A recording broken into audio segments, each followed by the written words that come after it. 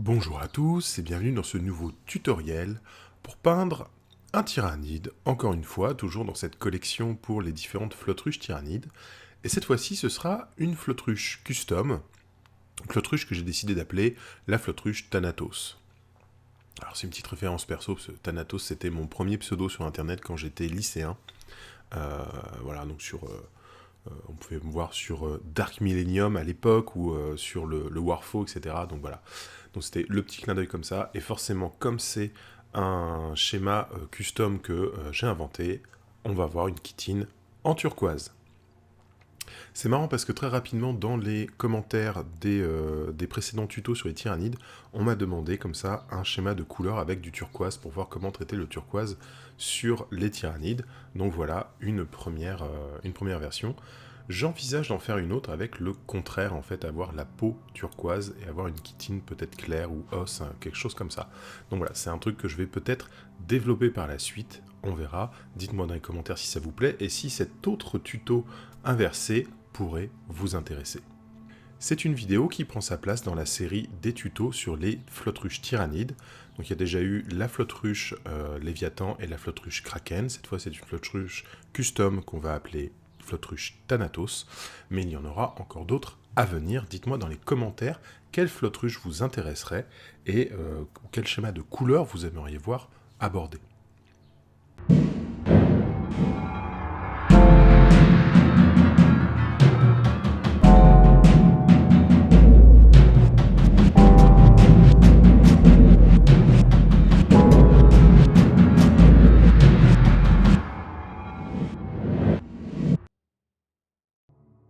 La figurine a été d'abord sous-couchée en noir, puis reçoit ensuite un zénithal très appuyé de blanc, pour donner comme ça ce côté lumineux. Comme on va travailler principalement avec des contrastes, j'insiste beaucoup sur le blanc, même sur les côtés, je vais descendre un peu plus bas que l'angle à 45 degrés qu'on préconise normalement. Pour la peau, je vais prendre du Carroburg Crimson, donc c'est une shade de Games Workshop. Je vais le diluer à 50% avec de l'eau, et je vais l'appliquer sur toute la partie peau.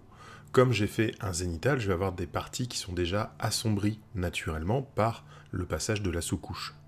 Et donc je vais juste teinter comme ça, légèrement un peu rosé, avec ce Carroburg Crimson. Une fois que le Carroburg Crimson est bien sec, je vais faire un léger brossage à sec de Screaming Skull avec un pinceau plat, une brosse, sur toute la partie chair.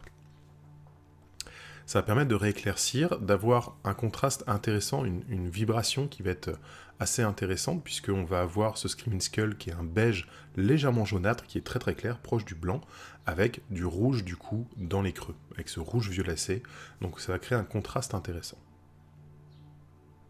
Évidemment, si vous voulez un résultat plus propre, on peut faire ça, on peut faire les éclaircies de manière traditionnelle au pinceau en faisant des fondus de Crimson Skull sur la base un peu rosâtre.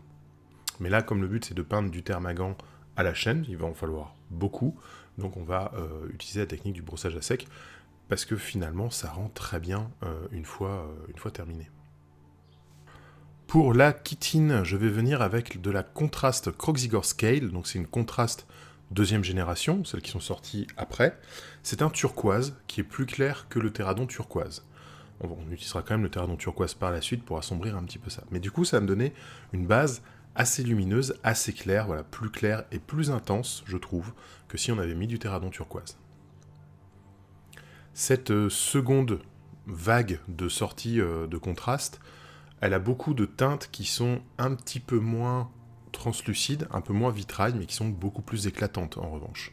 Donc ça permet d'avoir beaucoup de choses. Alors j'avoue que je trouve ça un petit peu gênant dans l'utilisation des contrastes, parce qu'en fait d'un pot à l'autre, si on n'est pas sûr d'avoir le même rendu, la même viscosité et la même couvrance, mais en revanche quand on les connaît, qu'on apprend à les utiliser, etc., on sait qu'on peut faire confiance à tel pot pour tel rendu et utiliser plutôt un autre pot pour un autre rendu. Je vais utiliser du Doomfire Magenta, toujours de cette gamme contraste, pour faire les petits évents, les petits trous qu'il y a sur les côtés. Là, je ne sais pas comment appeler cette partie-là sur le tyrannide, dites-le moi en commentaire si vous savez comment ça s'appelle. Et je vais utiliser pareil, toujours ce même magenta, légèrement dilué, pour faire le tour de la bouche. Et le magenta plus intense pour faire l'intérieur, ou pour faire les gencives, etc., s'il a la bouche ouverte. Ensuite, je vais utiliser le contraste Shade Purple, donc ce violet très très foncé, et ça va me servir à venir faire l'intérieur des articulations, hein, toutes les parties un petit peu tendres de la bestiole entre les plaques d'armure. Donc on a vraiment cette construction du tyrannide qui va avoir la chitine, la carapace très très dure, ensuite qui va avoir ce qu'on peut appeler la chair, mais en fait on voit que sous cette partie-là, il y a encore des parties plus molles en fait en dessous de ça. Donc c'est vraiment ces parties-là qu'on va aller chercher avec le Shyish Purple. Donc l'intérieur des coudes, des genoux, etc. Je viens ensuite avec du Gorgruntafur pour faire toutes les parties griffes, sabots, etc. Alors tout simplement parce que ça va être un brun qui va être assez chaud, presque orangé. Et du coup ça va être un joli contraste de chaleur par rapport au turquoise qu'on va utiliser. Voilà, on va continuer à jouer avec ça. Comme le rose qu'on a fait avec le Carroburg Crimson pour la chair a été pas mal recouvert par le Screaming Skull. La partie chaude est assez discrète, donc là on va renforcer, on va rapporter encore un petit peu de chaleur pour contraster cette masse de turquoise qui est très importante sur la figurine.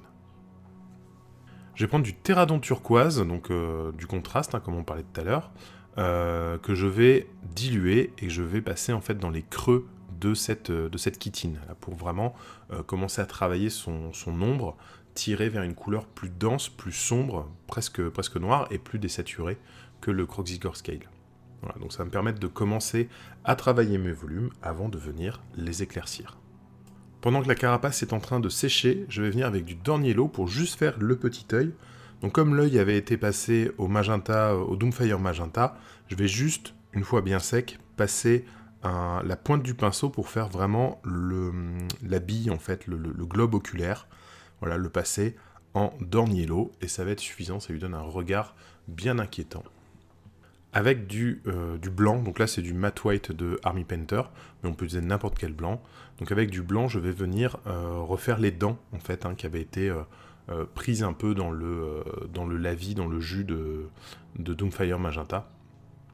Et en fait, de les faire blanches comme ça directement, et pas couleur os, Screaming Skull, Morgan Bones ou quoi, ça me permet d'avoir un rendu très éclatant, et surtout de ne pas avoir la même couleur que la peau qu'on a déjà travaillée au Screaming Skull.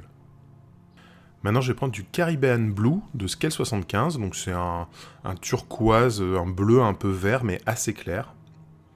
Et en fait, je vais venir éclaircir les arêtes de la carapace.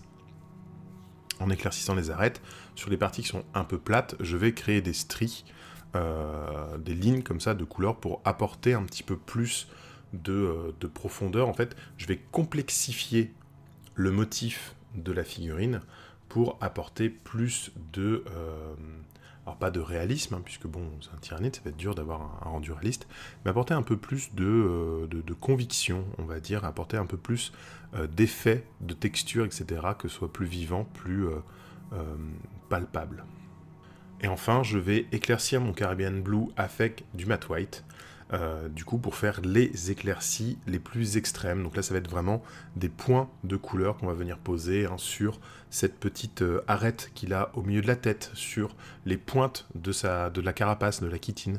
Et pareil, je refais des petites lignes plus fines à l'intérieur des lignes que j'ai déjà positionnées. Alors si vous n'arrivez pas à repasser de fines lignes à l'intérieur des lignes que vous avez déjà faites, c'est pas grave, refaites juste des lignes de manière un peu aléatoire. L'effet comme ça de stries superposées marchera très bien de toute façon. C'est les mêmes techniques, les mêmes applications que dans les autres tutos que je vous ai déjà montrés. Donc c'est vraiment... j'ai l'impression de me répéter en les enregistrant au fur et à mesure, mais en fait c'est vraiment la même technique, la même application avec des teintes différentes. Voilà. On varie les teintes, on varie le choix des couleurs en conséquence les unes par rapport aux autres.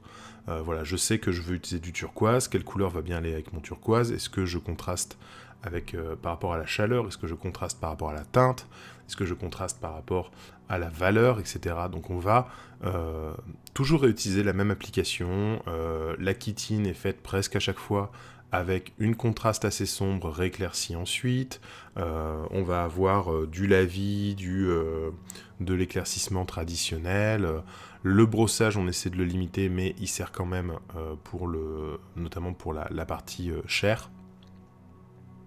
on va passer par des rouges, par des bruns, etc. Voilà, donc le Doomfire Magenta revient souvent dans les différents tutos, c'est assez marrant. Mais voilà, c'est très classique. En fait, je ne sais pas si c'est qu'il y a une façon optimale de peindre du tyrannide ou que, en ayant trouvé ma façon de les peindre, je les fais tous de cette façon-là en variant juste les couleurs. Mais en tout cas, voilà, n'hésitez pas à reprendre la même application, les mêmes façons d'aborder la figurine, etc., mais en changeant juste les couleurs. Et voilà. Et encore une fois, le cercle chromatique est super important. Si vous êtes un peu perdu avec le cercle chromatique, il y a une vidéo qui est sur la chaîne, qui est en présentation de la chaîne quand vous arrivez dessus. Je vous mets le lien en petit aperçu, là, ça doit être en haut par ici. N'hésitez pas à aller consulter cette vidéo, j'essaie d'aborder le truc de vraiment expliquer ce qu'est le cercle chromatique, comment le construire, comment le définir, et comment s'en servir dans le cas de la peinture de figurines et dans la création de schémas de couleurs. Donc je pense que pour créer des flottruches custom, ça peut être super important. Voilà, la figurine est terminée. Je lui ai fait un petit socle avec, en fait, c'est du marc de café mélangé avec un petit peu de flocage et du pigment vert. Et j'aime bien le rendu, c'est assez chouette. En fait, j'ai fabriqué mon propre flocage en mélangeant du pigment et du marc de café, donc le marc de café séché au soleil et tout. Ce qui est drôle parce que moi je ne suis pas du tout consommateur de café, mais bref, voilà. Dites-moi si ça vous plaît ce genre de socle, peut-être que je ferai un tuto, l'explication pour préparer ça, pour le fabriquer soi-même. Voilà, donc c'est le 3e tutoriel sur les flottruches tyrannides, c'est le premier tutoriel d'une flottruche custom. Dites-moi ce que vous en pensez, si le résultat vous plaît, et si vous avez envie d'en voir d'autres. Vous pouvez, dans les commentaires, me suggérer d'autres schémas de couleurs, d'autres flottruches connues. Voilà, il y a une partie qui a déjà été tournée. Il y en aura d'autres qui peuvent être faits. Comme si je vois qu'il y a de la demande et que vraiment ces tutos ont du succès, c'est possible qu'il y en ait d'autres qui viennent par la suite. Voilà. En attendant, je vous fais plein de bisous, je vous dis à très bientôt et peignez bien.